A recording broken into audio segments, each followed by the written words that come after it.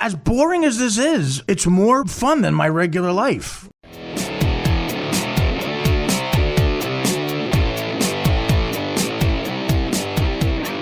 Hey, look who it is. It's Artie Lang on his podcast, Artie Quitter, Artie Lang Uncensored. I'm here with the biggest stars we've had on the show, easily.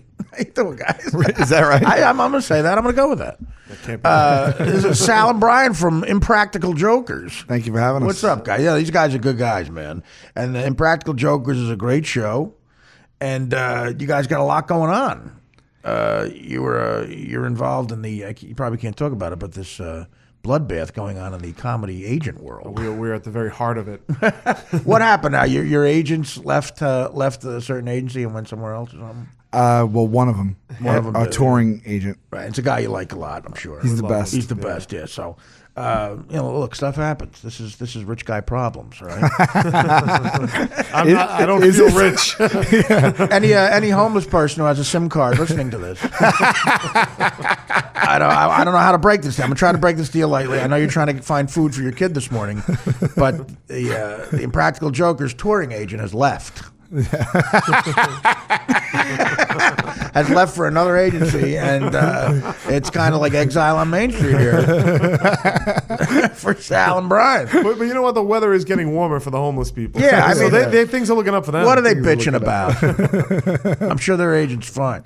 No, but but I'm pointing it out because you guys have the show, you tour. You said you have a movie deal you're cultivating, right? And you do a podcast and you do it live a lot. You're doing everything. Where's this work ethic coming from? Staten Island. Yeah. I mean, I've never seen someone from Staten Island with this kind of work ethic, including everybody who played for St. John. My dad had 3 jobs when I was growing up, so there you go. Well, congrats, though. Thank you. So, I mean, like, how's it going? How's this working out for you, the success? It's going well, right? Yeah. It's smoother than when we first started. How's the pussy? Oh, there's tons of pussy. So no, I don't know. I hope you don't mind that smell, but I just brought some pussy. Are you guys getting new road pussy? Are you in relationships or? Yeah, I don't get any road pussy. Well, why not? That makes me sad. Unless you're in a relationship. I say all the time, like, I feel we missed the era of road pussy because, like, back in like Elvis's day. Yeah, well, there was a lot. Yeah. Right, but even before cell phones and Twitter and stuff like that, right. I felt like that road pussy was a thing to be had. But now it's just like. Now you can't be like, oh, it was nice. I'll see you in like 6 months when I'm back in town. Now it's just like, oh, what's your number? And let me. They tweet do. you. They're very clingy now. So they all want to be a part of the group. So what? I see myself as the fifth Impractical Joker. There's an equation for me. It's just like, is the aggravation from the road pussy better than masturbation? And that's no. It comes out to no. It depends on the chick. It depends on the chick. It depends on what she looks like. But there's a lot of crazy people out there. Absolutely, but I've always gone for the aggravation. That's the problem. Right. How often are you on the road? And what's your schedule? Are you shooting the show now? Yeah, so we're shooting. We shoot, every day, and we go on the road on the weekends. Usually every other weekend. We do like 60, 70 dates a year. We're up to 80. We're in the 80s now. Oh my God! There you go. Yeah. Well, explain the show to people. What exactly do you do? The live show or the regular? The TV show. Yeah. The TV show, it's a hidden camera show with me and Sal and 2 other friends of ours, Joe and James, where we the joke's on us. Sal goes out into the public and he has to do whatever we tell him to. Right. That's how you flip it on its ear. Right. You're fucking with each other. That's right. Not the people. Right. Really, yeah. And how do you keep coming up with ideas for this shit, man? That's got to be. It's hard to do. It is. We did the first season. It was 17 episodes. Yeah. And we didn't have any other staff then, so we did everything ourselves. And so at the end of it, I was like, we got another season, right? And I was like, now what? Freaking out because I was like, we did everything we could possibly. Watch do. what you wish for. But you just push it just like anything else. Do you employ writers that help you now, or yeah? We do, and a lot of the writers are friends of ours from way back. Like, okay, they're guys like us, Staten Island guys. So well, you know what makes the show work to me? On top of it, the ideas are funny and it's creative. Is you guys, you like you guys. You guys are likable, good guys, and that's how you pull it off. And it's got a spirit like Jackass had. Like the whole Jackass thing was the spirit of those guys. Right. Not everybody could do that and be funny. You got to have a certain charisma. And I think you guys pull that off, but. I just so drugs haven't reared its ugly head in the group yet, right? I mean, with this type of schedule, no cocaine or Adderall or uppers and downers. Adderall is the ADHD thing. Yeah. No, it's methamphetamine. Is it?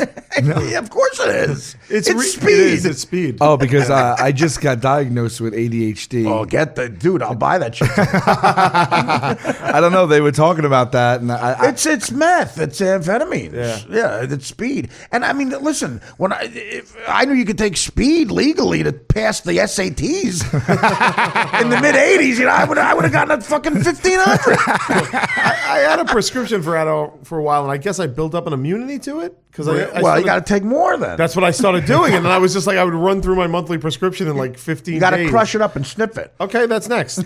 So yeah. Now, you know what you're like? Some people, this is how much of a drug addict, and this is how you know you're an addict. When some people will tell you, yeah, I had a prescription for Vicodin, and I had 10 of them, and the expiration date ran out. Like, what? The expiration ran out on Vicodin? I had that with two Vicodin.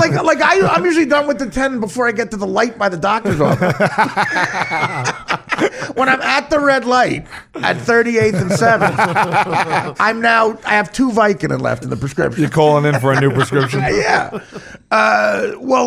So don't let drugs get in because you don't want to overextend yourself with the schedule. You got to be, not that you'll get into drugs, but other problems occur. Fatigue, it could lessen the quality. I know you guys have agents, these agents pushing you to do more and more, or because less can be more in a way, Yeah, we feel that way. Right. It's you know what it is too. It's a democracy with us, so it's like we have to go to vote with every. So decision. you guys are 4 people. It's sort of like a corporation. You each have an equal vote. Yeah. And I was saying that makes sense with you guys. I was telling Sal, I saw a documentary about Pink Floyd. The drummer Nick Mason has an equal vote like Roger Waters. Makes no sense to me. Right. But you guys have an equal vote to where you'll vote on what you do. Like if one guy doesn't want to tour and 3 guys do, that we guy's usually fucked, yeah right? we do. That yeah. happens to me a lot. But we'll open up the floor. We make our case. Sometimes it's like an intense courtroom scene. You should film that. Right, You yeah. really should. That sounds hilarious. 4 guys from Staten Island with this newfound success. What do you want to do, Sal? I don't know. Do you do meet and greets at your shows? When we went to your show, you had all your family there because it was Yeah, friends and that's I meet and greet. It's just my cousins. Right. Not usually because I did this antisocial tour with David Tell, Jimmy Norton, and Amy Schumer, right? and Amy, and when it wasn't Amy, it was Nick DiPaolo or Doug Stanhope. Florentine came out a couple times, and all those guys have merchandise that they sell, and I can't get it together to sell merchandise, so I'd be out there, like in the contract, I would have to go do a meet and greet, but all those guys are making money at the meet and greet, and I'm just signing Norton's album. Right. I'm like, what am I here for? And I'm just hugging a guy who's sweaty, and it's making no money off it, but so you guys do the meet and greets on top of it? We do the meet and greets, and that's where I get outvoted, I would say 100% of the time. That is a lot of, what I used to do when I had the books out, and look, I can't argue with it. It sold a lot of books, Right. But I would do meet and greets sometimes for 3,000 people, and like 2,200 of them at a book, and I do a book signing after the show. Right. I wouldn't leave the theater till 4 a.m. sometimes. Yeah. So it's hard. We used in the beginning. We met every person who wanted to meet us, Right. And we just did it. We just did it, and then after a while, it was overwhelming, and so then we said, well, if we make it a pay meet and greet. Because if the people that still want to meet us could meet us, and the people that don't want to pay to meet us don't have to meet us. So You let's guys just seem like good guys to where you don't want to. I could tell you don't want to rip off your fans. no. We try to just we spend a lot of time worrying about that price point where it's like we don't want to rip anybody off. It's being good guys, but it's also a smart business decision in the long run. You know what I mean? It's Yeah. like that old joke, do you want to rush down there and fuck that cow? Like, no, let's sneak down and fuck all of them. You want to fuck all your fans eventually. Yeah, we do. And in the meet and greet itself too, we make sure we don't. It's not like take a picture, shake a hand, and keep going. We let them in and literally have a conversation with everybody. So You're a better man than we me. limit it, but to the amount of people. To the amount of people. There's an Ozzy Osbourne documentary where he's doing a meet and greet afterwards, and some guy comes up to him, some biker guy goes, Ozzy, I made a bunch of shirts for you. The Ozzy for president. Fuck George Bush, Ozzy for president. Ozzy gives Ozzy, goes, here's one for you. And Ozzy goes, thank you. He just throws it. He just throws it as his assistant. Like he'll never see it again, clearly. But what do you talk about? Like comedy? Yeah, theory. No. I mean, just whatever they want. I mean, it's mostly just like you guys are way better than me. It's mostly just like they just come and just say like how they found the show, what they like about it, they introduce it. I mean, they just talk about where they're. That's good. But it's just 400th time. It's pleasantries, but it is. But they're so enthused that it's. I hear you. I hear being on that Stern show, man. Especially radio fans in general. But then being on Howard, what he created was a big family, and it was touching how those people admire what you do, and you're the guy that they went to work with every morning in the car, and you do want to please them. But after a while, you're like, they remember shit that you said on the radio that you don't even like. They're like, "Did you pay that parking ticket in Chicago?" Yeah. Like, what are you talking about? That happens to us all. Like somebody will come up on the street and they'll scream something at me, and I'll think they're insulting me. I'll be like, "What the fuck? What asshole just said that?" And then I'm like, "Oh wait, that might have been something that was said on the show." They'll call me like Fat Rosie O'Donnell, like stuff like that, and then I'll realize, all right, it's. Do you ever forget you're famous? Go through that? Like sometimes, like someone yell at me, I'll forget I'm famous. I go, do I owe this guy money? Am I in trouble on some level? Well, we're still. I mean, for me, it's just like everyone says, "Oh, what's it like being recognized all the time?" But it just all it feels like is someone. Like before we were even in the public, when someone's like recognizes you, like from the neighborhood or from school, it just still feels like that, just more of that. Right. But I still sometimes don't know if I know the person or not. Yeah. Because Yeah, you could know the guy. Yeah. Especially in this area. Right.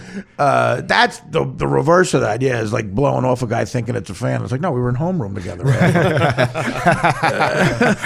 Right? Now, do you go all over the country? West Coast, East Coast? Like, yeah, we do occasionally get out to the West Coast, but we're more like Midwest back to the East. It's hard. Those flights are hard. Well, we had our agent, the guy who ran to the other agency. He was like, he came up with a brilliant plan. He was like, and I'm sure you know this, like comedians don't like connecting flights. Everybody wants to go direct flights. It's the worst, man. So he's like, you guys go to the place where you get connecting flights. He goes, you'll clean up because nobody goes there and they're starved for entertainment. Yeah, but the agent comes up with that. I know. While you're at a connecting flight in bumfuck Missouri, he's at an ecstasy party in Santa Monica with underage strippers. Yeah. How's it going at the connecting flight? Outside of Buffalo. You snowed in? Damn. Yeah, that's how I have to get back to Tara. She's rubbing my nuts. I'm at Mike Ovitz's house. How'd you know about Tara? Yeah, the agents are great with those recommendations. Why don't you do this? We did. I mean, it's a little wearing like to get out to the West Coast. So what we did last year was we did our first bus tour. Yeah. Normally we just fly up, but we did like a 3-week bus tour. Did you get a tricked out bus and everything? Yeah. At least? Yeah, that's faces fun. on it. It was cool. It like you pushed a button and it expanded and stuff like that. I never been on one like that in my life. I wanted to get a bus with my face on it, but that's just a way of saying to cops, heroin on board. Like Willie Nelson's tour bus. Yeah. Just somewhere Willie Nelson's rolling a joint. Well, how was that? How'd the bus tour go? It was cool, and we made a documentary of it. And we just played like they made an hour special. It aired like that last week. It was cool. Right. And so it was a different experience. I was going to do a documentary about a bus tour till I found out Dane Cook took Tourgasm as a name. And I'm like, well, that's the perfect title. What am I can't do anything better. That's than it. Right. How many cities you go to on the bus? 16? 16. Oh, that's moving, man. That's a lot. I didn't even know if we would get like want to kill each other or get nauseous on the bus. One thing that I always marvel about the four of us is it's so rare that we get to the point where we want to kill each other. Like we get along so good. well. It's shocking. Like after all these years. Yeah, if you think about it, every major band has hated each other. And you guys, how long? Well, when did you officially start performing together? How long ago? I mean, like the ultimate beginning when you first were like, let's do something. Our first show was March 4th, 2000. Wow, 15 years, man. But we rehearsed for 6 months because when we first started out, we were a sketch comedy troupe, right? Improv and sketch, right? That was what we did first. So before that, we rehearsed for 6 months before our first show. So we started in '99, I guess. Man, yeah, but we met in 1990 in high school. Year, Yeah. So I mean, but that was a smart move on your guys' part because like there's so much sketch comedy out there. You said like we need an original angle. When did it turn into Impractical Jokers? When did it turn from sketches to that? They actually NBC. It all comes down to NBC ran this contest that was an online sketch comedy contest. Right. It was called the Itch. They were going to make a pilot by who was the guy? Carson Daly. Carson Daly was going to host the show. You guys forget Carson Daly. It was those like battle of the sketch comedy troops for a prize. Right. And we started making these sketches, and we were winning one after one, and then we won the grand prize, which was $100,000, and we were like, holy shit! Yeah. Shit myself. We got to split it 4 ways though. Then taxed and all that shit. It came down So it to a cost you nice new money. couch. We got a couch, yeah. And then from that CAA, we got an agent. And then it just kind of went from there. We just pitched some shows. We shot a pilot for Spike TV years ago. That's right. See, I thought you were on. Were you ever on Spike? Actually, no, you weren't. No. We had our sketches play on a bunch of different shows, but like all everything before this was not aired. It was like a pilot that failed. We had a few of them. Right. So you landed. Believe me, I got a couple floating around. Who am I? If they ever get on YouTube, that's a festival of shit. That is a festival. It's going to be a festival of failure. Artie Lang stars in the shit festival. So now, when do you go to True TV? When do you start on True TV as a show? 2010. We pitched So them. you got 5 years there, man. So how many episodes you got in the can, as they say? At the end of this season 4, which is airing now, we'll have between 102 and 106. Oh, dude. So you got you guys are Seinfeld, for Christ's sake. Why are you touring? Well, You're gonna get some syndication money, you think? Well, I mean, I hope so, but it's not. Dude, you're not in. sold yet. No, You're we're in. not in. We're You're not not in. in? And then we don't. Trying to be it's- positive, guys. Don't bother. Don't bother, Artie. I want some road pussy and I want some fucking money. We have like also. We don't even like. I don't know. Like Seinfeld probably had a great deal. Yeah, we You don't great have a deal? Like you We're don't have not- a deal where you created the show. Yeah, no, we have it's a percentage. Yeah. You know? But it's a low. It's not it's not a Larry David percentage. Well, he also had a #1 show. Well, yeah. It's all relative. You're not going to get $1 billion, but you might get 80 mil. Take that. No. I don't know about that. Because it's not a union Wow, show. now I'm sad. Yeah. Right? It's not a union. It's not a union show. You And guys that are works fucking up everywhere. for us and against us, though, because the guys, we had friends who were on that show, Sullivan and Son, which was on TBS. Do you guys have any Jews in your life? Jews? In my life. Yeah, our agents. This took a sharp turn. This conversation. I'm doing my Trevor Noah impression. Yeah, we do. We have a Jew that we love very much, Eric Lederman. Well, we all, I'm just saying, like Sarah Silverman thanked her Jews at the. She thanked our Jew. Yeah. Well, not our Jew. He's not Jewish. I'm She just saying, thanked you our guys, guy. how could you not have a deal where you created the show, you're working your ass off, and you wouldn't like what? If it went No, to we do. Like in other words, if it went to syndication, Yeah. and you guys are humble guys, I get it. But if it went to syndication, are you telling me you don't have a deal that's where you would get paid well? Or I mean, I don't mind telling the deal. I don't mind. Do you care? It's like I don't know. well, if the we're only people supposed going to to. hear it are my I don't know if family. we're supposed to. It's like that. I think at the end of the day, I'll say it. You don't say it so you don't get in trouble. Is my personal back end is like 2%. Yeah, but 2%. Well, Yeah, I guess see? 2% of Seinfeld's a lot, but Right. wow. So there you go. I don't even think it's. Or- I think it's 1.5 actually of that. Like by the time it trickles. Sal's down weakening to- him. He's got 30%. 2%. That's all right. 2%. No. It's like 1.5. But- Who's getting all the money then? Like the key grip? I mean, who's getting the money? If all you have the same, I assume you have the same deal. 8% goes to the guys who do all the work and created the show. We got 92% now. Give me the breakdown. I don't know. I don't know the percent. I don't This know. guy what you the love that you're following to another agency. Our first season of the show, we were the lowest paid people On the show. On the show. No every it was us and the PAs and then every no, I'm not even kidding around. I'm not even kidding around. I don't think you are. So for the first two, this is a sad laugh. the first two, it sounds like it. No, And Eve like, the first 2 seasons, and this isn't really because the second season we got a nice bump, but like the first 2 seasons, but this is more for my own neurotic. nice bump. We making key grip money. We move up to assistant Started locations. making best boy money. Season 3. But like it's your thing before we like how do you guys not like where's the work ethic coming from? We all did, but I kept my job for my regular job for the first 2 seasons. And what were you doing? So I was I co-owned a bar and I was You got 2% of the bar. I was a fireman, FDNY, for 8 years. The first season, Artie, I would go to work at the firehouse, fight a fire overnight, get up in the morning and go to set and shoot, then get done shooting and go back to the firehouse. I think you're one worse. I used to, Welcome to showbiz. well, I think I'll go one even worse. Since I had to be at the bar, I was like, fuck it, I'm the one who's gonna bartend because I'm gonna make the money. I'm gonna be there that night. I'm just gonna stand there and watch someone else do it. So I was like, I'll do it. And then I bartended Thursday nights when the show is on. Everybody wanted to put it on, so I'd be bartending while the show is on behind me, and I felt it was like so humiliating. Boy, the joke is on you guys. Yeah, like it would like people would be like laugh at my joke and then turn around and be like, get me a Shirley Temple. Hey, TV boy. Yeah. You know how to make a virgin colada? And let me tell you something. You don't get respect in a firehouse for being on TV. Of course, they don't care. They just want to rip on you, or they think you're gay. Yeah. I was a longshoreman. I told the guys at the longshore when I was at the port in Newark. I told this one guy, Chick. I said, I'm going to be an actor. He goes, what are you, fake? I go, no, not all actors. He goes, you mean like James Caan's an actor? I go, yeah, exactly.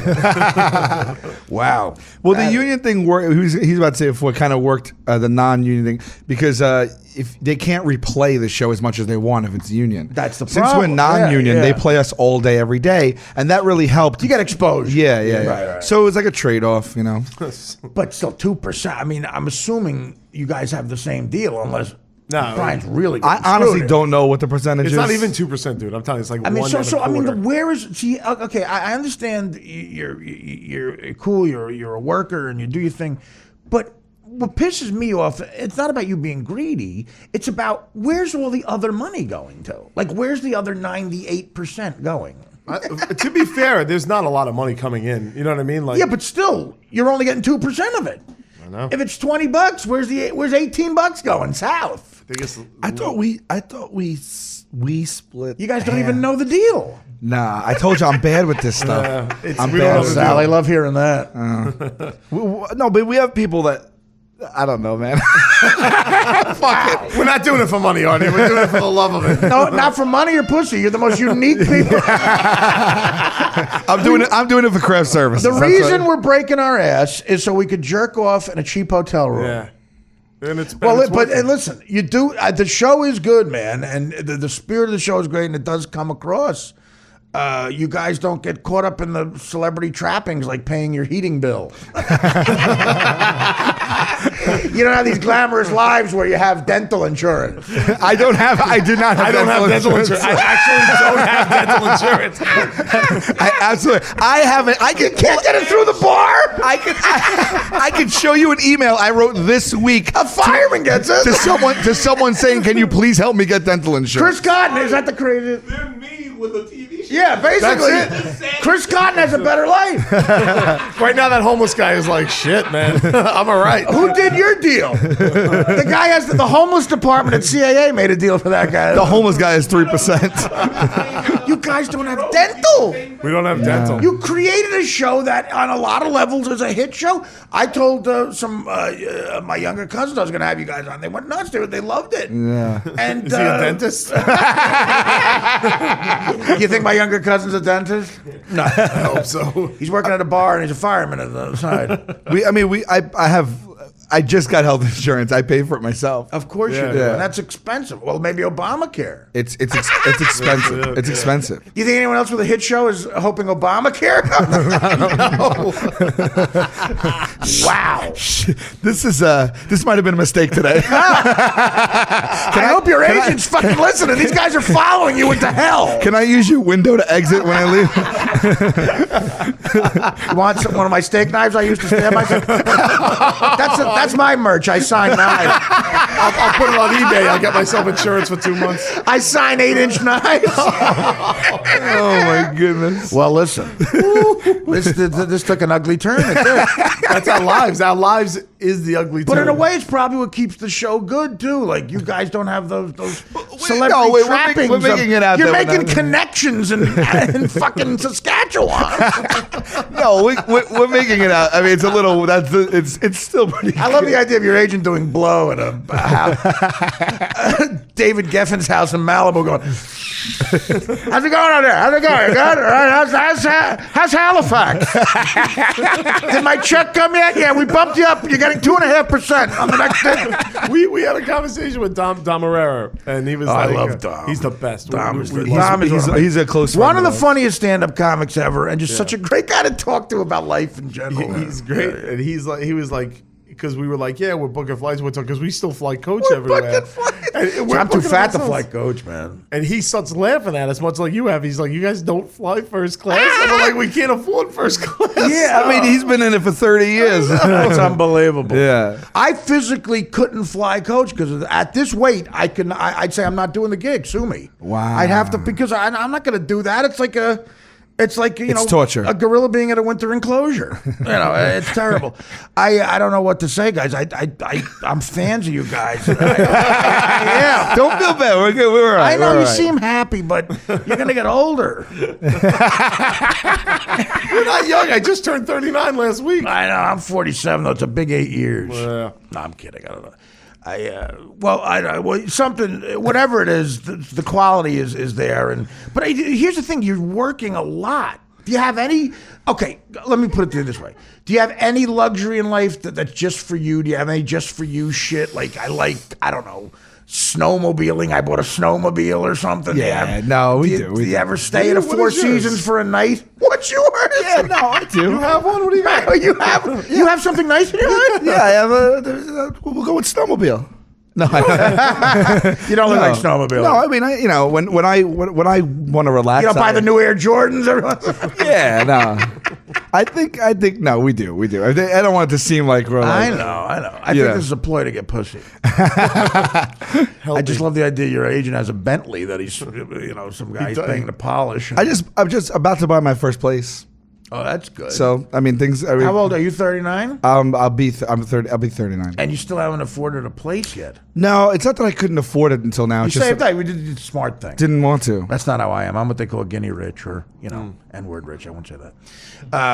We'll say guinea rich is a It's term. funny that- guinea rich why- is a term too. Why could you say guinea rich and not the other one? It's just so funny. Well, the because word people are- Chris will say the other one, and I'll say the guinea rich. G word rich. Yeah.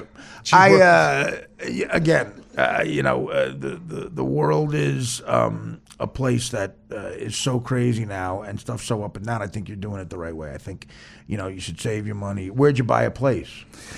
Well, I was looking in the city and Brooklyn and stuff, but it was it's just so overpriced. So Brooklyn is nuts. It just used to be a place to cop in the old days. Now it's like Santa Monica or something. it was actually about 5 times more expensive per square. So I bought a place similar to this right on the water, like on Staten Island. It's not, I like being on the water. Like I have a place down the shore that's on the water. This technically, obviously, Hudson River, the water, and I got the view. But I need that for my mood because I'm such a depressive.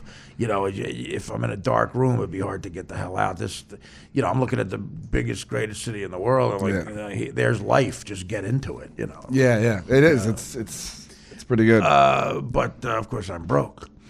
If you go to celebritynetworth.com, that's what I should have. Okay? How do they calculate those numbers? I guess they go by what they somehow get a hold of tax returns. Are you? Yeah, oh yeah. There's a lot of nefarious bad shit going on. Really? Are you serious? Absolutely. Because I always wondered, if there's Are kids ever waiting for you at the airport to sign stuff? And how do you think that happens? People are selling you out at the airport. that pisses me off. That actually is because Yeah. we're. I will say this about us: we're really good about interacting with. I fans could and stuff. tell. You should start interacting with money. I just have a hat in front of me at all times. But when we get to the airport and there are people there, it does. That's the one thing that gets under our skin. Because you're just getting off a plane. You're moving forward. I just don't like that there's someone telling people where we're going to be. No, it's an invasion of privacy. Yeah. With someone at the airport selling you out, absolutely. And here's the other thing about it: They don't I don't stop mind it. signing one thing. Right. They got 42 pictures that you can only sign with a blue Sharpie, no names, don't personalize. Because it's all about just them making money too. Yeah, and I don't know. I honestly can't believe it's worth their time. I can't either. You can get our autograph so easily, and I don't know what they're selling it for. They're waiting there all day. You get mine free with a tampon. I've signed so much fucking. But I guess there are some. I mean, something's worth what someone will pay for it. So there could be a huge fan of your show who never met you guys, and But there's so much of it available. It's like, you know. Yeah, well, you guys do the meet and greets and everything. What do you sign most? Do you sell merch at the meet and greet? Yeah. What do you guys sell? This is where you fuck with T-shirts and posters. No, this isn't what No, wait, hold on. We used to percentage you get of that guy? So we were doing our own merch in the beginning. Costs us money. We sell $8 mugs for $4. Wait, get ready to laugh again. No, we did our own merch in the beginning. We would literally like ship and lug the suitcases with us, and we had shirts and we had posters. And then we signed it. No. Actually, we traded up there. We signed a deal. You're lugging it yourself. No, that was it. In the beginning, we absolutely did. Yeah. And then, we were selling more and more. And then we made a. I don't know if we can say the deal, but anyway, Again, no one's listening to this. I mean, this is like we're talking in my kitchen. Right. Yeah, no, and then we traded off some of the merch for like promotion. So.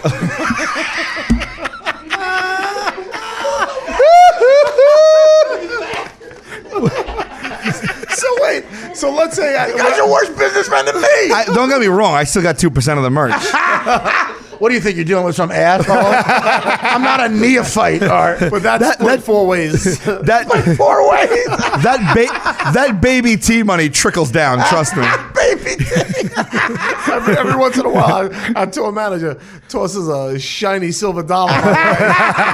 Here, kid, get yourself a shoe shine. Don't spend it all in one place. That is fucking unbelievable. I mean, we have Snapples waiting for us backstage. Oh, lukewarm Snapple. We Any want gum. flavor. Right. Yeah. You guys got that one of those crazy riders with Snapple and gum. Do you do? Well, here's the thing. You guys do clubs. I'm sure you could do theaters, but do you need an intimate setting for what you do? No, we do theaters. We do theaters. Like 3,000. Well, that's the move then, right? I mean, why ever do a club? I saw you guys were just about to go to Zany's in Nashville, right? Well, that's for our podcast. Fuck that. Yeah. We do a podcast called What Say You, Q and I. Do you ever do a podcast from a theater? You ever tried that? I mean, does that need to be intimate or no? Because I'm going to get into the live podcast thing. We did podcasts at the Gramercy, which is 400 seats. Yeah. But it's set up like a theater. Yeah. They went okay. Well, I used to do tour. Kevin Smith, the film director. Sure. I did a podcast tour with him across the country. Back.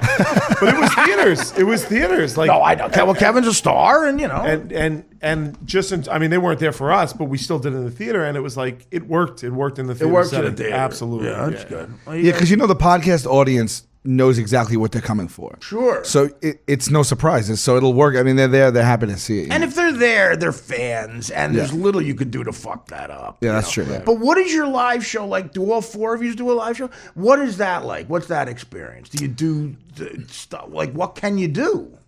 We do. It's actually pretty cool. Sing-alongs? We're on stage together. 4 mics. We're on stage, and it's cool. It's like our Who version. pays for the mics?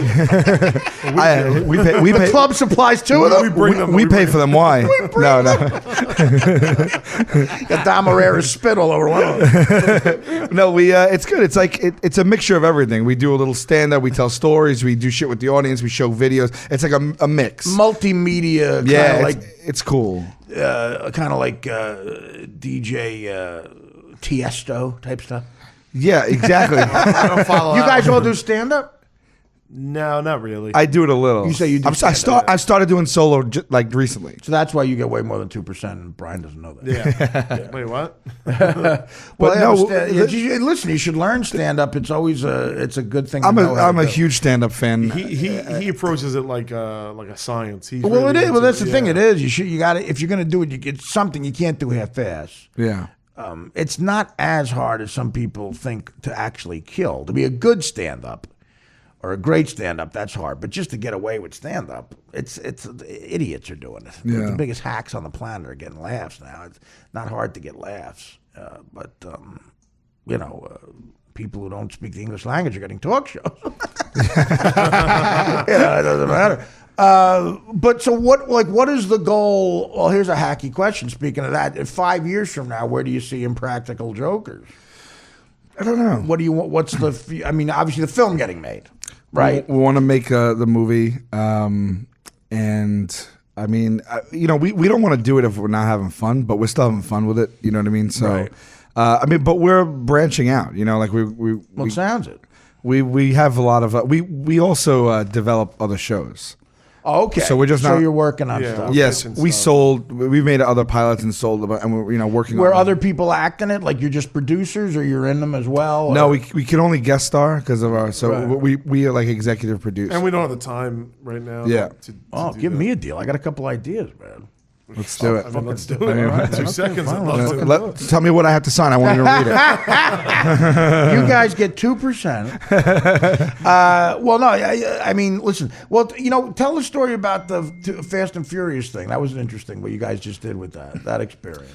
We And this proves you guys are relevant in a big way. By the way, It was good. You know, we what happened was we met Paul Walker years ago in the guy who Times died Square, from the guy movies, who yeah. died, and we were talking about on What Say You, our podcast. We were talking about how nice he was to us. He was like really. Heard he sweet was a guy to good us. guy. Yeah. So when he died, we were talking about that, and then we realized we had never seen the Fast and the Furious movies. Right. So we're like, why don't we watch them?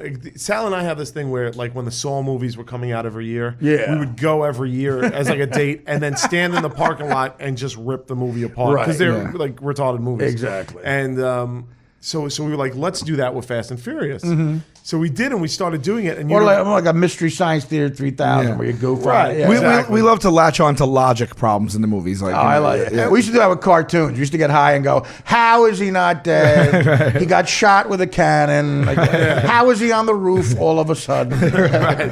So we would do that, and then Universal reached out to us, and we're like, hey, we They got- heard your podcast. They're like, we have people over here that are fans of the podcast. How would you guys? But like did they to-" get that you were goofing on it? I thought you were really promoting it. They loved it. They said, we don't care what you say. They want attention. They're like, and we were That's doing smart. it. See, we're- this yeah. is how We're executives think. celebrating it. Yeah, though. we're not Right. vicious. Yeah. You know, we Well, were it loving gets, it. it probably they figure, you guys hip show, you're going to get your fans to see it. Yeah. So they offered to rent out theater, the AMC on 34th, and They and rented out a theater in Manhattan. They Yeah. did, Right. They did. They brought their mics. It was great. They ran the whole thing. We had a contest. You for, guys did one Yeah. good deal here. Well, we didn't get paid, but yeah, But at least they paid we for got a it. free movie. I did have to buy the popcorn. Actually, now that we mention it. You guys want a free movie?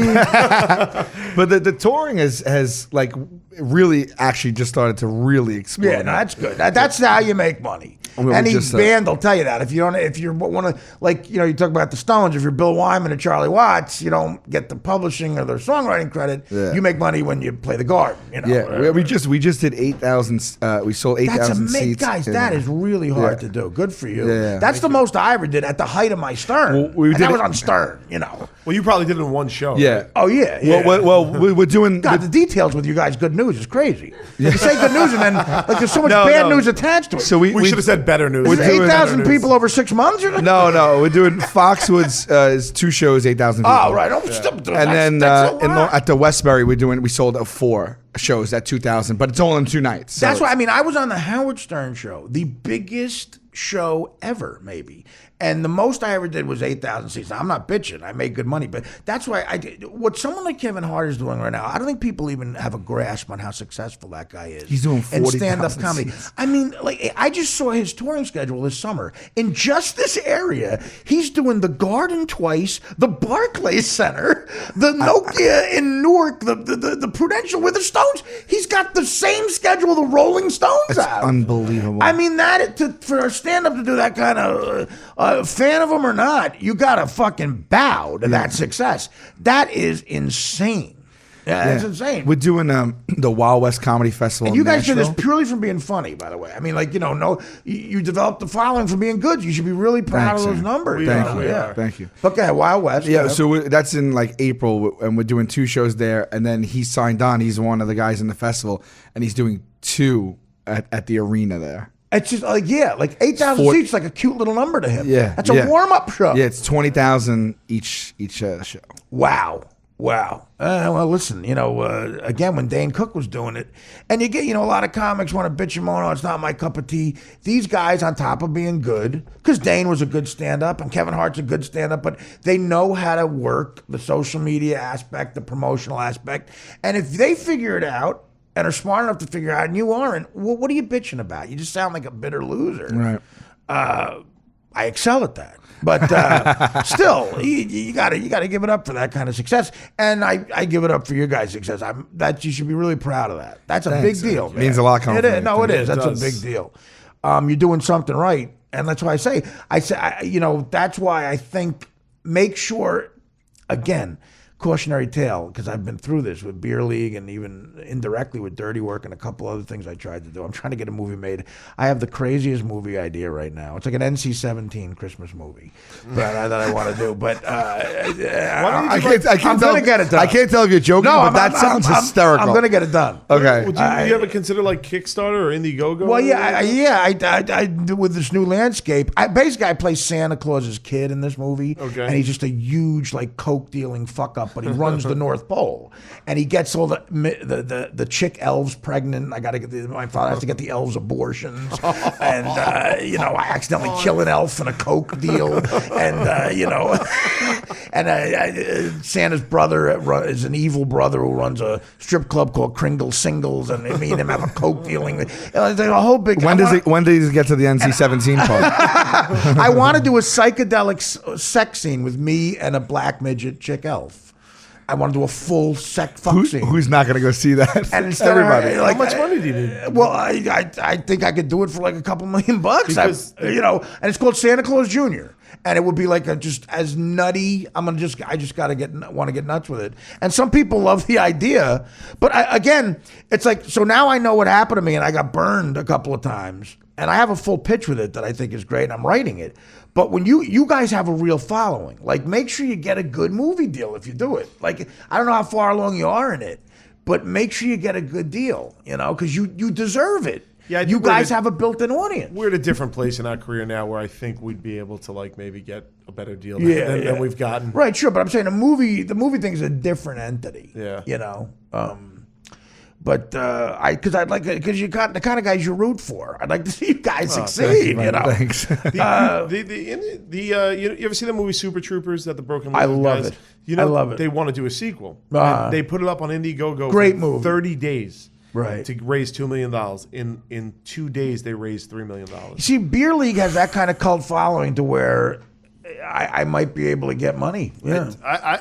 I wish you would do it, man, because I want to see that movie. I want to bother you to have a cameo in that movie. I want to be like a drug dealer. Well, I'm going to have crazy cousins in it. Like, you know, Santa's got all these crazy illegitimate cousins, and like Mrs. Claus cries. So basically, I want to. The end is I save Christmas, and my nose is red from cocaine abuse.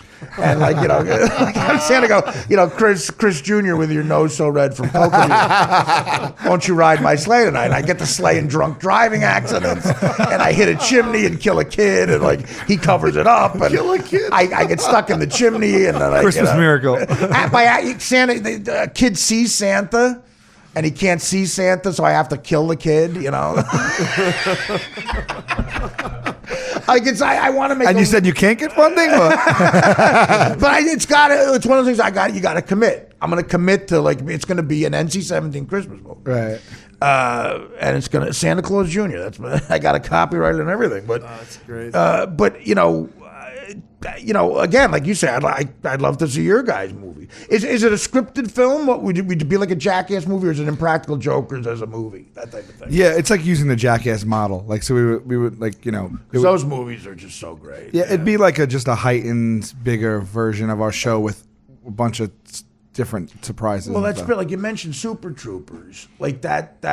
They did a couple of movies, that comedy group or whatever afterwards. Broken Lizard. Yeah, that had a lot of funny shit in it. It didn't hit to me like Super Troopers did, but Frank Sebastiano, who I wrote Beer League with, Super Troopers was an inspiration to us in a way because it was a rated R, truly politically incorrect in the same vein as Slapshot was in the 70s. Right. And like Slapshot was, and Band News Bears.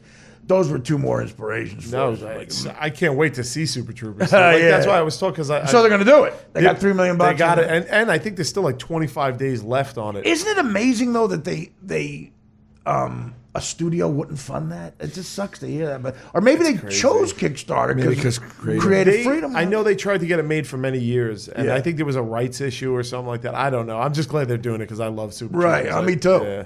Me too. Well, again, we were talking about this yesterday. I talked about this with Sue, and Kickstarter is like, who set? Like, in other words, if you don't reach your goal, you got to give all the money back. Yeah. Mm-hmm. But who sets the goal? Like in the beginning, you say, I need $2 million. But in right. Go, you don't have to do that.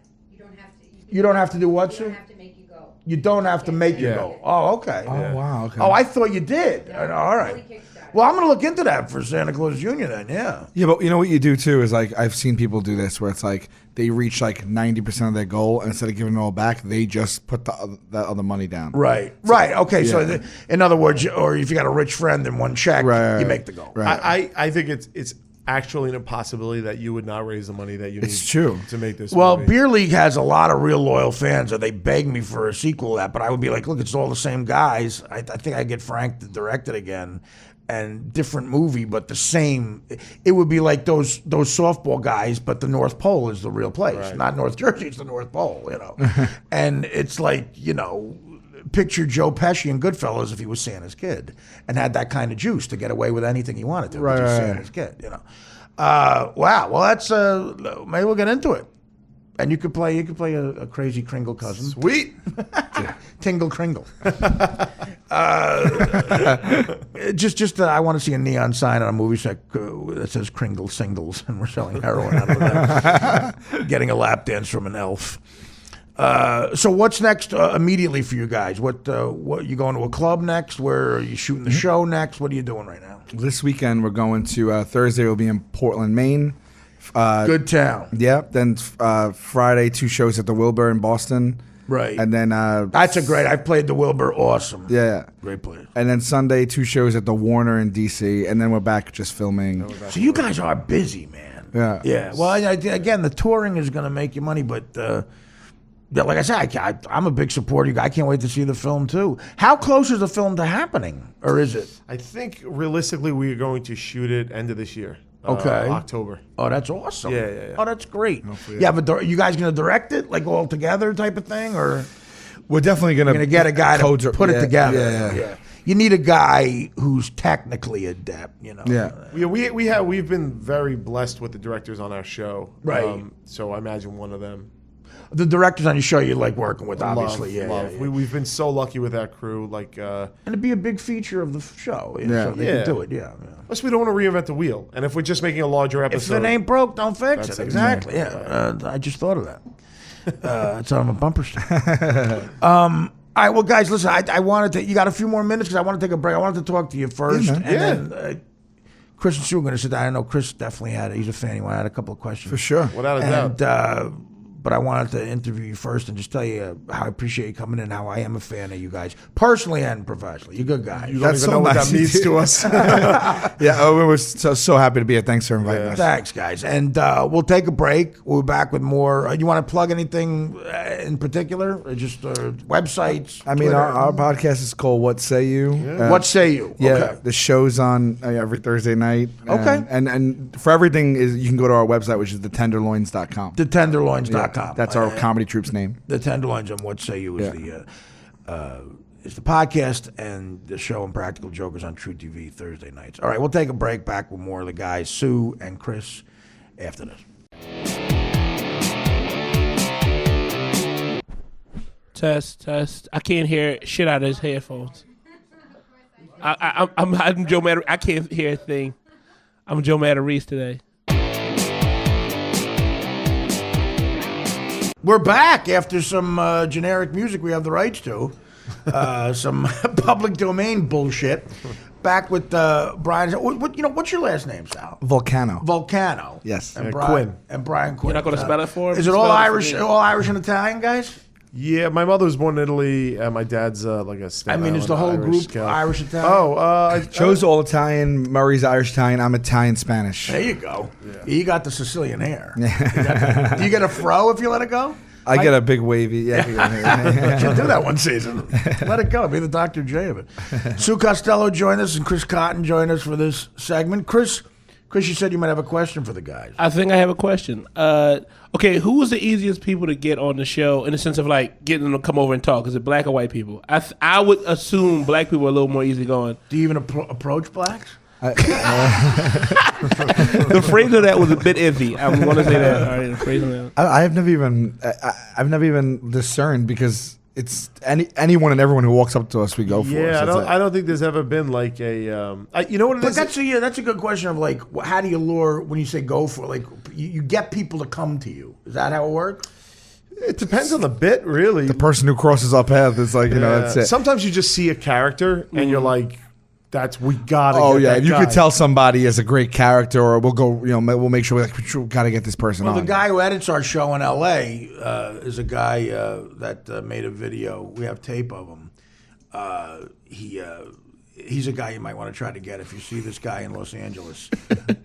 No, I think he's in Texas now. He might have moved to Fort Worth. Yeah. Well, this tape was made in Fort Worth, but I think this guy is a guy that might be good for your show. Just for, he's a brilliant editor. Don't get me wrong, but he's also a guy that might fall. Character. Yeah, he might fall for the Impractical Joker theme. I will say this about the black versus white people thing. Almost to the letter, anybody who's ever gotten angry has been a white dude. Mm-hmm. It seems like the black people they're flowing Well, you were close at that buffet. I do say that you were close. But that's why I bring this guy up. See if you think this guy would get mad. We be on camera, man.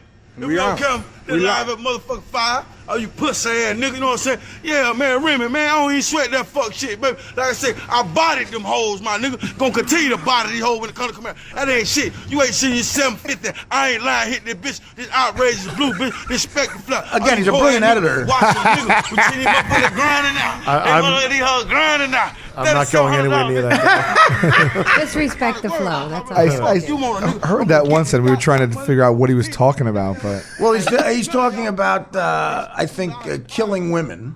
Oh, really? Because bodying the hoe means body bag them. Oh, okay. That's what. Chris, am I right? No, the hoes are hating dudes in this context. You really know what he was saying? Yes, I know exactly what he's saying. He's talking bodying them hoes. And he's stunting. He went to DeVry. He's standing in front of a nice truck, right? And he's telling them, I just bodied them hoes because his truck is nice. So basically, he just killed the game. In a layman's term, and if I can take it down to simpler terms, know if that's the truth. I'm sure. I am sure. I can go to any hood anywhere. I love that you said through bullshit. You just lingo. said "killed the game" is layman's term, and I don't know what that means. And I'm about to break it down small. He killed the game. He's looking so good that everybody should just go in the house. That's how. He's got a long time to say that. Yeah, he took the long road to that. I think he's body bagging the hose. He's killing women. He's like that Durst guy. You can't take it literal. So you wouldn't go for him on the show. Have you ever had it? Well, first of all, has anyone ever gotten violent? Like, I'm sure they have. Who's been punched? Sal got smacked around by a 75-year-old man once. He was like a war vet. What'd you do that made him so mad? I cut him, and he was waiting in line for like 3 hours for Broadway tickets with his family, and I cut him in line. That's a great one. It's probably my father. He was like, "What are you doing?" And I was like, "He's like, what are you doing?" I was like, "No, nothing. I'm just like, whatever." And at first they called security, and security came over, and I said, "I don't know what he's talking about. Like, I'm with him. We're related." And that set him off, and he goes, "What are you, sick?" Or something like, "You wanted to see if I was like crazy?" Yeah. And I was like, "No, tell them I'm your cousin." And then he just like face palmed his wife out of the way and lunged at me. He face palmed his wife. I love this guy. He moved out of the way, and the great thing, this wasn't even for the show.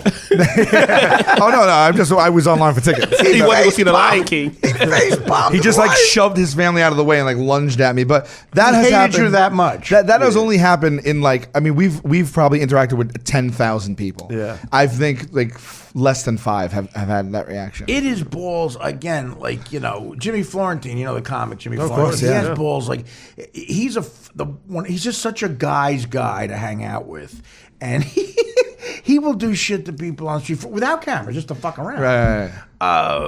He's one of those guys who's great at those silent but deadly farts. Like, I used to do the road with him. He was great at it. We were in Burlington, Vermont. We landed in Burlington, Vermont, and there's like a yuppie rich family like in the corner of the airport. Clearly, they're waiting for like their limo driver, and they're like going over plans. We're going to get to the Ritz-Carlton, then you're going to go here, then you're going to go to the spa, and it's like 3 little like ultra white little rich kids, and the family and like their nanny, and Florentine goes, "Watch this," and he goes up, he stands next to them like a foot from them, like pretend he's looking at his ticket, and he can fart without any noise, and the farts are like It's as if a homeless Afghani woman crawled up his ass and died, and just no one discovered the body. They're rancid. And he goes, watch this. He stands next to the people with an evil smile on his face for about 10 seconds, walks away, and goes, watch, just keep watching. And they're going over their plans, and then just 15 seconds later, a look comes over their face like they're watching their dog get raped. And they're like, oh my God, oh my God, oh my God. The kid started to cry. The kid started to tear up. But he does that thing where he lets the people, a waiter in a restaurant, do the pepper thing, and he never tells them to stop. Well, me and Casey Armstrong one time saw a guy ran out of pepper, and he told the guy, I'd like you to go get more pepper. So he ruined this meal for the joke? Right. There was a mound of pepper, and he made the waiter go back and get another pepper shaker. Oh, wow. That's funny. I mean, but like, do you ever get cringe where, I mean, like, I don't know if I could go through with some of it. Like, what you just did takes balls. Yeah, because you might get Yeah, hurt. Right? I mean, well, on the show, we're allowed to say no. And that's something that we put in the beginning because we were like, it should be funny if we do it and funny if we can't do it. Mm-hmm. So that's how we're ranked. Like, if we don't do it, we keep like you lose at the end, and that person gets punished. Right. That's the motivation. Oh, right, because that's the other part of your show. It's a competition between you guys. Yeah. I watched it, and I can't remember how I watched a whole bunch of episodes, and I can't remember who told me to or what, and I loved it. Oh, thank you. Listen, it's interesting, like, the twist you put on the whole thing, but when a guy like that who tried to strangle you and face-palmed his lovely wife, when he finds out it's a joke, how did he react, that guy? They signed, right? So he was cool? That's funny. Yeah, I mean, like, I think it took a little bit. We hung with him on the line a little longer. Yeah. Like I was just talking. Did his to him. anger go down eventually? Yeah, some do, some don't. They don't. They don't care if they're on TV or anything. We went to a buffet. That's the one. That's when he said, You don't want to fuck with a buffet. We don't always do like telling each other what to do in the ear is like maybe a third of our show, but it's the easiest way to explain it. Mm-hmm. So, but a lot of times we just create these other games and things like that too. So we went to a buffet and we had to go and take stuff off of people's plates while they're filling them at the buffet. Wow. Which is weird because there's more right there. But once it gets to their plate, they feel possessive of it. And then at the end we had to weigh our plates and see who had the heaviest plate. Oh, okay. I saw that one. That was Wait a minute. That was probably my favorite but one. It is true when a person does take that food, when it gets on your plate, you own that food in your hand. Yeah, but really, like it's right in front. It's free right in front of you more. But people. So one guy, he was like, "What's an invasion of space?" Yeah, that guy. We got him to sign. Actually, he came up to me. He started freaking out, and he's like, oh, "What are you crazy? Are you?" He was like an old Spanish guy. He's like, "Are you crazy?" And he just screamed. You're like, was "Yes, I am." Yeah. And he stormed out, and we had someone on the crew that like spoke Spanish and ran out and like talked to him for a half hour in the parking lot. We got him to sign. Do they get money for signing, or it's just Nah. yeah? If so, well, let me put it this way: if a bit was so great, you'll pay, right? Like if it's so great, you got to have it. You know what we do? We do. Like, what's the most if we you ever paid? shoot in a supermarket and they're saying no, we'll be like, we'll buy your groceries. Right. That's really as far. So you've as never we- gone And then it further. goes down to 1.5% that they have. that comes directly I know. out of our- Yeah, exactly. You let them cause you They're money. doing for the long term. They're Well, you doing know- the big picture. Sue reminded me, being a fan of that show, what's I think will be a great market, which is rare. Like women are just, it proves they're way more mature than us and smarter. There's never been a female jackass or a female Impractical Jokers or female jerky boys or jerky. Or There female- or never been female jerky girls. I'm war. just saying. Steve no, I know, but I'm saying I can't even be around any of the stuff. I'm that he saying, does. I think if you got 5 people to be 5 girls to do the female jackass or female Impractical, that I think would be a big hit because it's such not like a non-woman thing to do. Right. you know? I did a pilot where there was cameras though, where I set up. I had to go interview people on the street, and then we set up a booth where it was free. But that's different than you free jumping sex into a in it. fast-moving But it ceiling was free fan. sex and love advice. Like even the simple shit in the first Jackass, like that first Jackass has Steve-O jumping into a fan on high speed. Oh yeah, and the he just trampoline stops into the it. fan. It's 5 seconds. It's 5 seconds. And It's like- I threw up laughing. So, They remake our show in other countries. There's different versions of our show, and in the British version, and you don't get paid for that? no, we do. I think think we have more understanding that we could get hurt than guys do. I think we have. Well, they more. put a female on the show. You're more there. mature. We on understand. Jackass. Oh, or no, yours? on our version of the show over there in England. Yet females will blow you for $15 in front of the Lincoln Tunnel. At least Still? they say they're female. It's an odd thing. Wait a minute. What am I missing? I could be making $15 on my way home. That's the thing. I mean, you do the math sometimes. You take out a chick $600 at a nice restaurant with a tip, and you get a peck on the cheek, or you could go 10 feet outside the hollow tunnel. For $600, you get 58 blowjobs and a pizza. It doesn't make any sense. But you can get arrested. That's Yes. the downside of that. The cops are. You got to be a real ball breaker. I never see. Maybe I don't know what to look It's for. not as it's not around as much. Yeah. I remember it, but I don't see it now. Giuliani wrangled all Gotta those. have an eye for it. Giuliani wrangled all those whores up with the homeless people. They left. Just going read digital. an article in the Staten Island Advance the other day where all the prostitution of Staten Island is now in massage parlors. Yeah. Like there's because I was driving down and across the street from my old firehouse there's a massage parlor. Oh, it got raided. Yeah. Oh, and they got raided and they got Right. the Why girls is it out. so illegal? It's so crazy. Well, it shouldn't be illegal. I don't first of all. understand It should why sex. it's so If you illegal. want sex, you should, to me. Well, maybe the to traffic. me, the regular dating should be illegal. that's the women are ripping guys off. All right. The whores are like, look, give me this, I'll do this. I pull my There's own no weight. gray fucking area. It's much more honest. I just played San Francisco. San Francisco is still, it's very out in the open. I went to a massage parlor there. A friend of mine got a friend of mine. I have never done anything like that because I've always been so afraid Of the raid? of two things. the raid? second I lay down, cops are kicking down that door. And AIDS. And then the other thing is like, do they have warts on their hands? That's I the know. Irish in you. Ah, That's the Irish in you. Yeah, I'm sure they scrub up. I don't know. Very strict health standards. Yeah, I'm at sure the they rub and boil tug. their hands. Think about that. I mean, even before you got there that day, how many? I just can't. I can't conceive of it. Nah, me neither. But see, Yeah, it's people hard are to different. you go back to your girlfriend and she's got Purell on her breath because That I can conceive of. It's funny. It's funny. you sit. I should have chicken the It's funny the conversation I get chick- quiet on. Asian chick in the corner with Purell. You sit. You sit. You sit. I clean. That sounds so sexy. Very sexy. It's not about sexiness. It's not. It's just. It's about It's about power. in game. Oh, it's power. There we go. It's power. I have no moral qualms against it. If it was legal, Well, no, she's not. I'm not I'd forcing her breeze to right do it. in. I'm just saying I'm afraid the cops are going to arrest me, and then I'll just be on the front page. Dude, That's you'll still the Irish in you. sell You're not gonna tickets- front page You'll you. sell tickets to the movies. That's a little grandiose. Nobody's going to put you on the front page. Yeah, not now. I mean, well, I'm guessing you're talking about then. Now, you're still not going to You get front never page. know. You're going to, but just You don't never worry know. about it. The joke's on Brian. You know something? That should be Oh, his yeah, next that's punishment. maybe That's I would Brian's do it, next yeah. punishment. You got to send him into a massage parlor and fake a raid. Quinn ain't in. And then I'll come in and be the girlfriend and be like, what the fuck? or now they might even recognizing you would kill it, right? It was like if they. Yeah. Well, then I got well, all these Asian that's women funny. jerking you off. Well, Yeah, they don't give a but the cops might recognize you. Yeah. No, but that's funny. That might your whole career might impede you guys from being able to be with hookers. I know. You walk in and they're like, oh These no. are the no. sacrifices I Yeah. make. You have to spend more for your hookers. Like me, I can still get low end hooker. You can get you got to get mid range, high end hooker.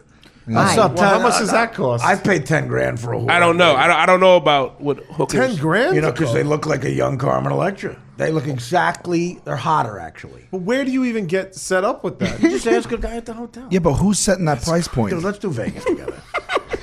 Well, it's not, I pay extra for you pay for cleanliness. You pay for people who are discreet.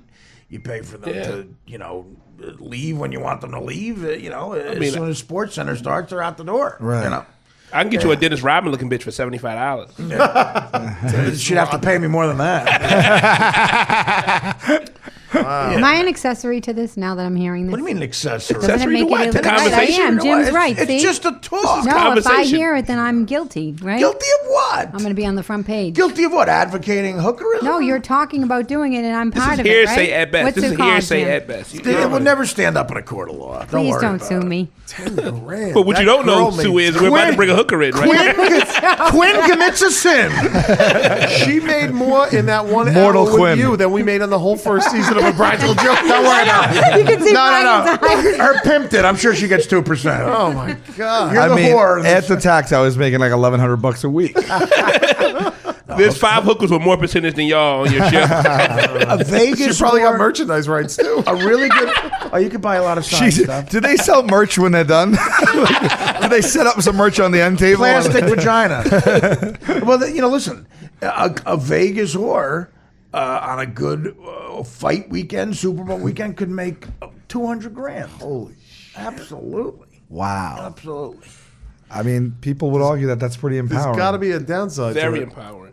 I mean, the tired dicks. afterwards, The dicks are that's it. probably the downside of that job. Yeah, I The dicks. guess. I don't know why it's illegal though. I feel like all this stuff It victimizes should not be people. Like if a illegal. woman wants to do that, if she can do it on her Exactly, own, and I'm willing to without being pay her, abused. and there's a set price, and we're all fine with it. Fine. It's like pitying women by being like, "Oh, you shouldn't do that to a woman." It's Yeah. like, well, some women. I'll drop $1,500 a Noble, and maybe I make out with you. Give me a break. I gotta go on the dinner with you too. Yeah, like can we go to dinner and vacation together? I or- gotta hear about how funny your friend is who she went to biology class with. Oh my God! When Cindy gets 5 Long Island iced teas in her, she is the funniest. Oh God, she could be a stand-up. You gotta hear some of her stuff. Oh man, you deal with that a lot. Oh my God! No, it might you be just the start, chick. moving your head up and down like I'm trying to break my own neck. Anything else? Anything else about Cindy? She is. That's it. 5 Long Island iced tea. She dances on the bar. Woo! Shut the fuck up. Cindy is a wild one. Yeah, she sounds like a young Mary Tyler Moore. That's Cindy. Well, Sue, would you? I mean, I know you're more of an intellectual, but do you know? Would you be a fan if you saw women doing Jackass and Practical Joker type stuff? Do you think that would be a hit? I think. Yes, I think that women- You guys should produce yes. that. Get Yes. get 4 chicks. To do I it. just can't do it because it makes me so nervous. Like I went out to dinner with Steve-O one night and he literally opened up a napkin and he's Right. like, "Sue, which piece of glass should I slam into my head tomorrow on Stern?" And I was like, "Steve, I can't even look at that." I He can't used even to look do at that." stuff on Howard where we all were like, and he said the funniest thing ever is first. He said, "I'm going to staple my nutsack to my He inner did. thigh," He did. and Howard said, "Why?" And he said, "I'm not here to waste your time."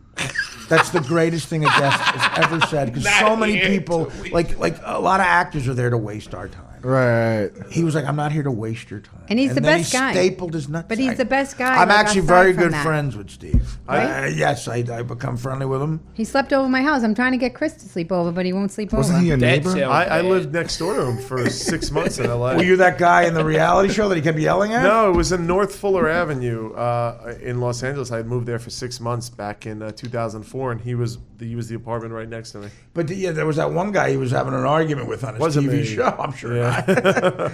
He kept throwing like boulders at the wall. Fuck you, asshole! You He was a remember pretty that? good neighbor to me. Yeah. Yeah, he's a good guy. Yeah, He's he really- left a shopping cart out in front of my door one time, but I was course. just like, "Eh, it's Steve-O. With Wee Man in it. He got me stuck on the elevator at Sirius. We were coming down from Sirius, and he pulled the doors open, and we got stuck in the elevator for like 20 minutes. He used to do. He set himself on fire. He set himself on fire in the studio. Yeah, he couldn't put the He glass. set his head on fire. Stern wouldn't let him do the glass. No, it's Where is he No, now? no, What's no, he no. doing now? He's got his 3 to YouTube. 5. No, he's doing stand-up. Yeah, he does stand-up. He does. Stand-up. Actually, he's pretty good too. I saw him at the Comedy Cellar about a year ago, and he was very funny. Again, charismatic guy, man, likable guy. That's what all those guys were. Johnny Knoxville has got. I guess he hasn't had any hits with the regular acting, and none of those guys have. It's kind of hard to. But Steve went to clown school. That's how he started. I know, and he Not comes from crazy? a wealthy background too. People know about Steve-O. His father was a big executive, and he tells his dad, "I'm going to clown school." Wow. Yeah, but he's a success story, man. White people shit. I like it. He got himself bad clean, man. money, That kid fuck was that. like one of us was gonna die. He got himself clean. I remember having a conference, the first Guys' Choice Awards on Spike TV. This is back in 2008, 2007. He was backstage, and we knew each other from Howard, and we hung out the whole night, and we were both taking the speed, and we were having a conversation. Our hearts his heart looked like when Bugs Bunny was turned on by a chick, and his heart kept coming out. I almost took him to the hospital. I The almost blind took him leading the out. blind. I was thinking, Yeah, no, oh it my would've been. God. Well, there was that time he came into the studio, and he was, he was like, it was almost like you couldn't even. Right. Well, and you say, And Howard used to tell you guys used to tell him the same well, I thing. used to say, listen, like, and I was the same way. And you said, well, Sam Kinison eventually hit that wall and died, whatever. You put yourself in dangerous situations. That's why Steve, I'm really proud of him. He's a real success story. He was gonna die, and he got himself clean, and God bless him, man. I mean, He's literally somebody that if I ever really needed something, he's somebody I would. Well, go he's to. a guy, right? He's another guy. He's a really good friend. But it's great that you guys. You'd almost think that to do what you guys do and like that jackass thing, it seems like an addict type behavior. The fact you guys don't have that is impressive because it's just you really just have fun doing it. Adrenaline, addiction to the right, adrenaline. yeah. And like I said, we built in that we could say no. Right. Yeah, So yeah. really, Boundaries. I mean, like people call it like a hidden camera show, but I don't even think it is. It's just like, we just I want. wouldn't call it that. I wouldn't pigeonhole it into that either. Yeah. No, yeah. It's just people called us a reality show in the beginning, Which we're not really. We didn't feel. I mean, it's well, technically that if you compare it. It's more real than uns- the Kardashians. Right. It's unscripted, although we write. Well, you plan it. Yeah. How many writers do you employ? Now, 4 or 5. Oh, okay, that's good. See, and it's guys you know, and they have the same sensibility and shit. Yeah. Does it all flow now?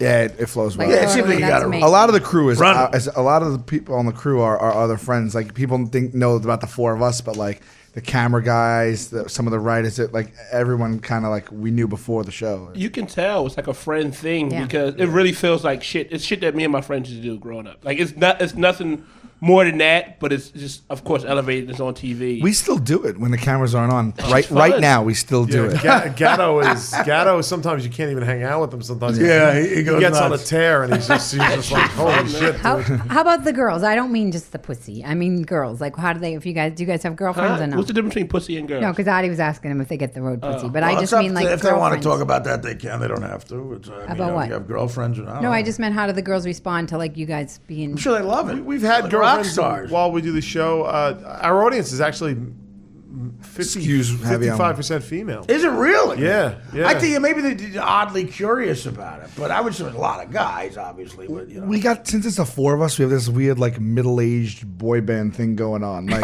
It's really weird. Who gets hit on the most? I don't care who closes the most. Who gets? Let's be honest. I know y'all in competition. You're friends. I have no idea how much they get hit on. I don't even know. I mean, It's a weird. It sounds like I'm bullshitting you. Yeah. I promise you, dude. It is something we really don't. don't fucking bullshit. I get hit on. I get hit on, and how the fuck am I getting hit on? And I'm nobody. No, we at get all. hit on. And We get hit on, we get but hit on. it's- But like, it's. I think we just. I was just talking to Artie out on the balcony there. It's like I think we got on TV a little too old to. You missed the wild years. We missed. I got the wild years out on Staten Island. Right, But you know what I mean? Like, yeah, no, I see. I went yeah. through the opposite thing. I had a lot of wild years, but then I started making like $10,000 a week on a TV show at 26. Yeah. that was too early for me. Yeah. Like, so I had a lot of craziness. Right. Now I'm in a limbo thing where it's just But that's a place to be, I think. boredom. Well, just for me to stay alive, it has to be.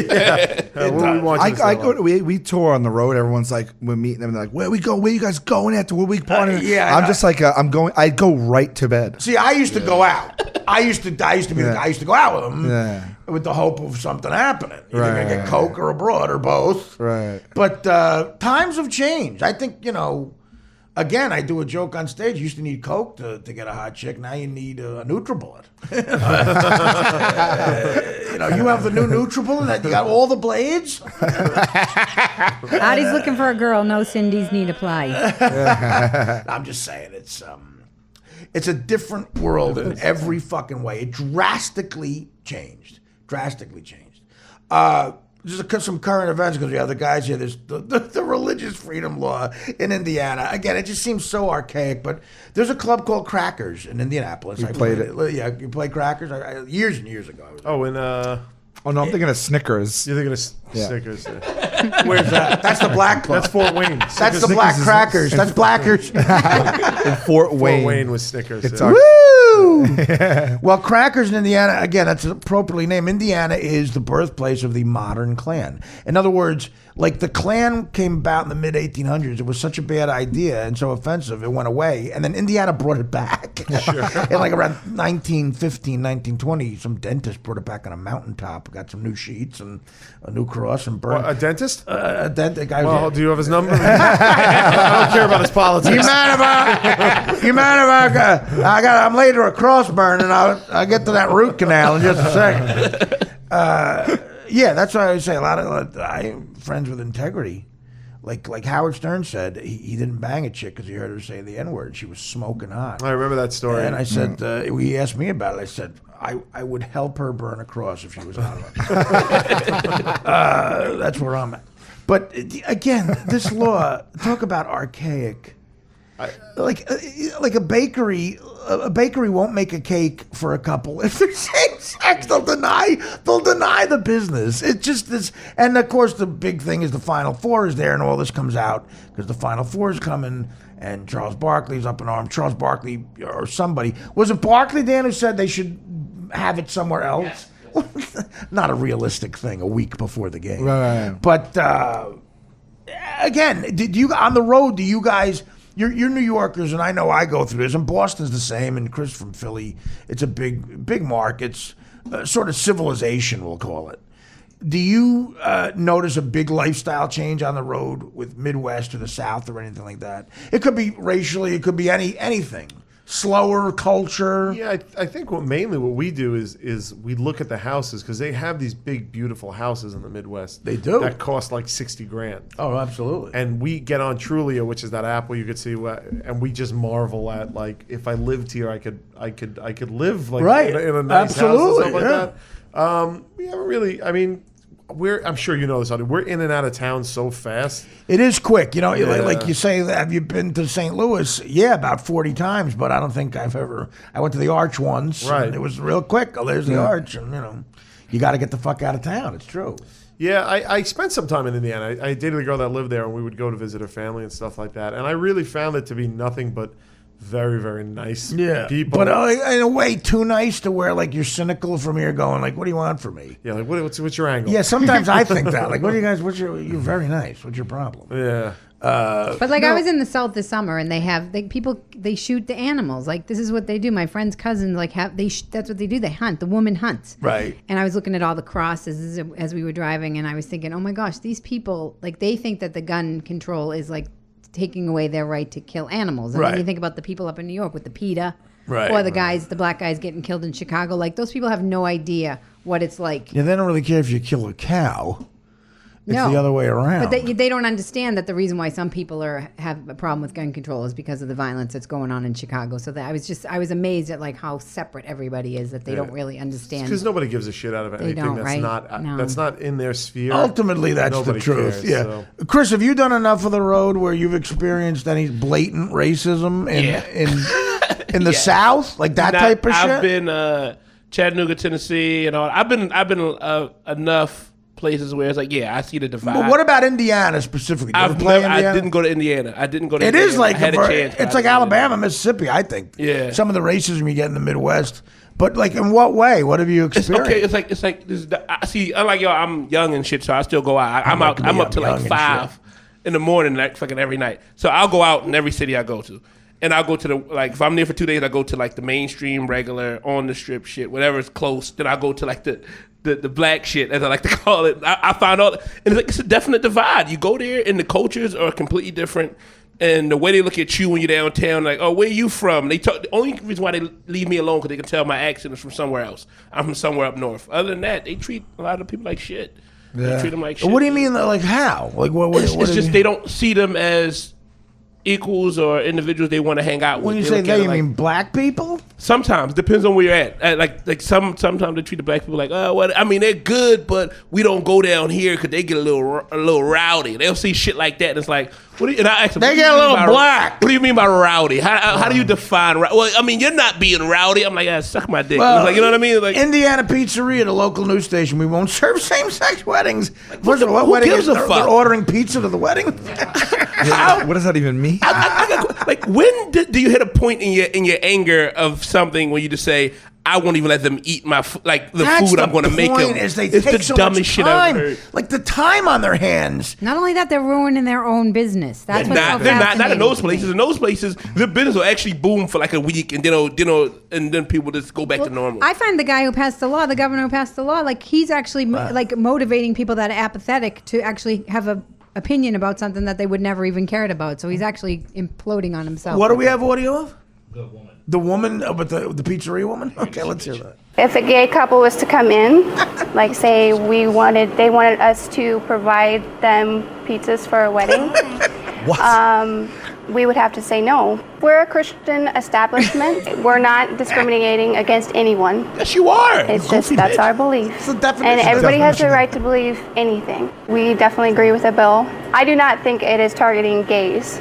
Personally, I don't think it's a discrimination. The word it's supposed gays to are- help people that have a religious belief. Hold on, can I say The something? word gay is in the bill. As a Christian, I don't know if they understand. That's completely wrong. Right. Well, in the Bible, people who literally interpret the Bible, especially the Old Testament, there are passages where they're not fans of. There are passages where the Lord, he is not fans of guys. of homosexuality, but in turn, the main thing of Christianity is treat everybody with respect and like you want to be treated. It's about That's the compassion. main thing. Compassion. It's a lot of compassion, a lot of, hey, they're fucked up. Help them be better. And not just say, I'm not going to give you a fucking pizza. You could tell she's What happened? Her dad also spoke. Her dad spoke. All right. Here we go. This apple's not going to fall far. You could tell that she's Funny it just works. out of touch, because not even the fact that She's been fed she horse denies gay people the pizza, but she also thinks a gay couple would order pizza to their wedding. I know. She's real out of Gay touch. couples are so She hip and doesn't- they don't pizza at a wedding. Are you crazy?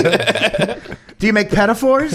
She just sounded dumb. Yeah. Well, thank you. I don't want to say. But do you have the father? Okay, here's the father. I agree with the bill. That's a lifestyle that you choose. I choose to be heterosexual.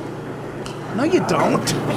They choose to be homosexual. No, they don't. Why should I be beat over the head because they choose that lifestyle? They don't. You're born that way, dude. Is You're the telling law, me, yeah. like, so they can't fuck in the restaurant? Because I know. otherwise, No what's one's other than that, fucking- there's no difference. No one's fucking Because over your. masturbation's against the Bible too, and every motherfucker that's going in there for a pizza Yeah. just beat off. No one's fucking over your cannoli. Do they serve the hookers? That's what I want to know. Oh, they serve it. $15 and a slice of pizza. If you're going to do that, you have to deny them service for everything that they disagree with you on. Yeah, dude. Exactly. That's what's annoying. Where does it end? That's what's annoying about religious. Like I'm Christian. I believe it as a faith, as like a belief, as a lifestyle, all that shit. But it's annoying when you got the religious people who harp on something instead of taking it as a whole and understanding what's going on. They harp on a moment in a statement to say, well, I can't do this because this says this, but then they're going out and they're fucking their boyfriend and like, you know what I mean? It's like, are you retarded? Are It's you like the fucking guy retarded? who was like throwing himself in front of the abortion clinics, and the dude. judge was like, if you do it one more time, you're going away to jail. And all you can think of is that kid sitting around the table, and his kid sitting around the table at home, being like, "Where's Daddy? Yeah. Where's Daddy? I wish Mom had aborted us. This is Where's Daddy?" You want to hear a verse that they actually ignore in the Bible that's really hot that people ignore it. In the Bible, he also says, "Yeah, I have my rules, but you also don't go against the rules of society." That's a big thing. He actually says that don't go against the actual rules of society. And in society, you cannot discriminate against other people. You can't just blatantly break some people rules. It's madness. It's ridiculous. We have, People are retarded, dude. Another great thing that happened over this weekend. Justin Bieber got roasted, but at the end of the Justin Bieber roast, he did a great, annoying thing. But as a comic, something I love goofing on. He gets serious at the end of the roast. He does the serious thing. Yeah. Play get real. Justin Bieber getting real at the end of the roast. Really, let's get serious for a second. Hold on. Can you just run that back? Can you just run that back, please? I'm saying that. Really, let's get serious for a second. Jesus Christ. There was really no preparing me for this life. I was thrown into this at 12 years old and didn't really know what I was getting myself into. He's got something he wants to say. There's been moments I'm really proud of, and a lot of moments I look back and I'm pretty disappointed in myself What are you for. proud of? But the things that I've done really don't define who I am. I'm a kind-hearted person who loves people, and through it all, I lost some of my best qualities. For that, I'm sorry. But what I can say is I'm looking forward to being someone that you guys can all look at and be proud of. Who wrote this? He said the same exact thing on Ellen. The exact. Did he really? To the letter. Oh, what publicist wrote that fucking speech? Yeah, and aren't you no exactly defined by what you do? Yeah, so Like, you're what gonna say you else don't tell defines you? I mean, some might say that. Everyone's defined by what they do. Right. Some might say Jordan is not defined by his scoring Well, titles. listen, he's defined. And again, That's how he looks. I hate when young people come to me and go, "Oh, you sound just like your parents did when they talk about Mick Jagger and Rolling Stones. He's our Mick Jagger." No, he's not. No, he's not. When he writes Let It Bleed, Exile on Main Street, Satisfaction, when he writes Sticky Fingers and Hot Rocks and Miss You and Start Me Up and Tattoo You, when he writes those albums, then he's Mick Jagger. Right. And he's got nothing like that. He has a shit catalog. He's got no, but even it's not even his catalog. Somebody else writes it, he says it, and it's we worship those bands because they said something. When he writes a song like Sister Morphine, then he's your Mick Jagger. Right. He's not even close. He's your Bay City Rollers, is what he is. He's your Partridge Family. I actually like both of those. Still has a bands. place. Still has a place. Yeah, he has a place. DIY. He has a place, but he's not Springsteen. He's not Eminem either. He's the Partridge Family. I think I love you. Right. That's my point. It's aggravating to compare him to that. And don't call me an idiot for not liking him like I like Mick Jagger. Because I bet you there are bands that come out that you like, new bands. And Of stuff course. like that. Well, I mean, lately at 47 you do, but like I well into my 30s, I love the White Stripes. Sure. I love the Foo Fighters. Everything they do Right. still. I guess they're still an older band, but. I like a lot of Jay-Z stuff, a lot of Eminem stuff. Right. Absolutely. So you're not closed off. If Bieber was good, you would say he was good. I would That's the think point. so. Yeah. Right. I would be open-minded. Exactly. I love that bit, man. I mean, that's I do it in my stand-up bit, but it's a good tune. Yeah. I get pissed off when he says he's the new Sinatra. It's a little aggravating, but in a lot of ways he is. Like Jay-Z, I respect. Like, of course, and but this guy's not Mick Jagger. Calm the fuck down. He's not Springsteen either. Right Born to Run. But he does have a point that he was thrown into it when he was 12, right? Yeah, no, his mother's a crazy Right. person. thrown into He it. has He was no coaching. I mean, reference. I don't know. Well, I mean, yeah, he I think Sue makes a good point. It wasn't his choice. It was crazy parents, But And he's so he separate took it from and ran. He took that asshole ball and ran with it. But even what they're telling him to do now, you're right. Like they should be teaching him that his actions are Right. his, and then still making him be. But it's like separate from everything too. Like everything, it's like he's doing a version of what he thinks an adult is. Even like his voice, like it's just the Right. way he speaks. He's like trying to emulate. You could it doesn't feel genuine. Right? No, of course not. His speech, like the way he No, speaks. that's a good point. There's nothing genuine to me about his music, soulful, passionate, and about that fucking half-ass speech he just made. There's nothing. He didn't write it. A publicist said, "Do this. Do the roast." The idea of doing the roast was a publicist going, "Look, show you have a sense of humor. Take the hits, smile when you can, hug the comics, and hug Jeff Ross when he compares your jokes to Auschwitz, right? Your music to Anne Frank wanting to kill herself at a concentration camp. I gotta watch this. Like just hug them, and make believe you're laughing or even get the reference in the joke, and then you're going to say this speech. It could go back to that whole thing of people propping people up so that they can make money off them. They're propping instead of caring about him as a person. The they kid just is a keep money propping machine, up. Yeah. man. The kid is a They're just gonna money. squeeze it out of him, a and then money He machine. probably got like a 4% deal or something. He's got 4.5. I don't think y'all raking understand in that numbers. money. He probably doubles your deal. And Hook is coming out the yin yang. Funny. All right. Well, Think he has again, dental? well, I don't think he needs Yeah, it. he's working his way up to it. Though. He owns a dentist. He's only 20. You know what he did instead of that? He bought a dentist. Funny. All right, guys, we're gonna wrap. Thanks for coming in again. Thanks, real man. quick. So much fun. Give your website real quick, and it's TheTenderloins.com, What Say You Podcast. and what say you podcast And Practical Joke is on Thursdays. I don't know what else. Continued success. Guys. Thank you. And listen, anytime you see fit to have us back, we'd love to come back. Come back anytime. You got an open. And if you have guests on your podcast, I'd love to do it. Oh man. my God, dude! Yeah. That would, dude. No, I'd love to. Yeah, We would love to Yeah, have please, you. let's make that happen. maybe Yeah, we'll do a yeah, two-parter. We'll start it on this and then like end it Yeah, on the other one. honestly, when we get off the air, we'll make arrangements. Oh, that would I'd be love to. great. That would be amazing. Sue, what do you got for us? My Twitter. Sue Costello. Make this happen. Follow me. I love all you people that talk to me every day. Costello. And Chrissy Cotton. At Cotton215, at Cotton on Twitter and Instagram. Don't forget the show, April 11th. It's great. We just got retweeted on Twitter by Amy Schumer. So thanks, Amy. But come to April 11th at Helium Comedy Club. Me, Artie Lang, Joe Matarese, H. Foley. It's going to be a great show. MS benefit. It's a benefit for MS. A matinee, so I hope you look it up. Yeah. Matinee is, I'll be at, tell your friends, ArtieQuitter.com. And I'm at the Andiamo Theater in Detroit, April 18th. Check that out. And, of course, the weekend before the MS good cause, April 11th at Helium. Thank you, Filato, Chicago Dan Filato, and Flip. Thanks. We're out. Thanks again, guys. Thank Practical you. Jokers. Good job. Take care, brush your hair.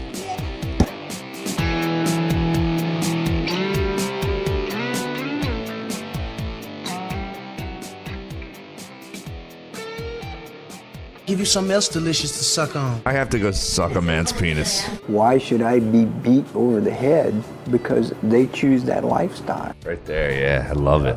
Yeah. It's gonna sound gay. I choose to be heterosexual. The Artie Lang Uncensored Podcast at artiequitter.com.